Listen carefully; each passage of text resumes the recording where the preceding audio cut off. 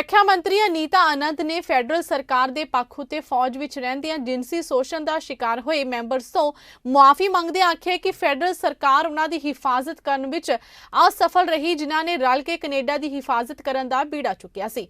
ਜਿਨਸੀ ਸ਼ੋਸ਼ਣ ਦਾ ਸ਼ਿਕਾਰ ਮਿਲਟਰੀ ਮੈਂਬਰਾਂ ਨੂੰ ਨਿਆਂ ਤੇ ਜਵਾਬਦੇਹੀ ਦੀ ਗਰੰਟੀ ਵਾਸਤੇ ਸਹੀ ਸਿਸਟਮ ਯਕੀਨੀ ਨਾ ਬਣਾ ਸਕਣ ਲਈ ਵੀ ਆਨੰਦ ਨੇ ਮੁਆਫੀ ਮੰਗੀ। ਉਹਨਾਂ ਆਖਿਆ ਕਿ ਸ਼ਕਤੀ ਦੀ ਦੁਰਵਰਤੋਂ ਕਾਰਨ ਹੀ ਡਿਫੈਂਸ ਟੀਮ ਦਾ ਵਿਸ਼ਵਾਸ ਟੁੱਟਿਆ।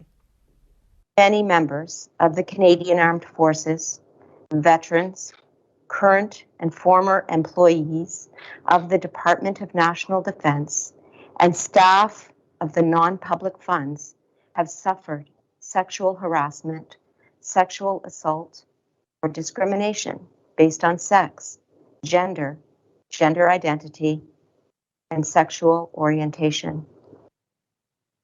This misconduct and abuse of power led to a crisis of broken trust in the defense team. As Minister of National Defense, I am apologizing to you on behalf of the Government of Canada. Acknowledge the pain and trauma that so many have endured, because the very institution charged with protecting and defending our country has not always protected and defended its own members. I apologize on behalf of the Government of Canada and on behalf of those elected officials who, throughout the history of the Canadian Armed Forces, had the responsibility to protect you and who failed to do so. I apologize to the thousands of Canadians who were harmed because your government did not protect you, nor did we ensure that the right systems were in place to ensure justice and accountability.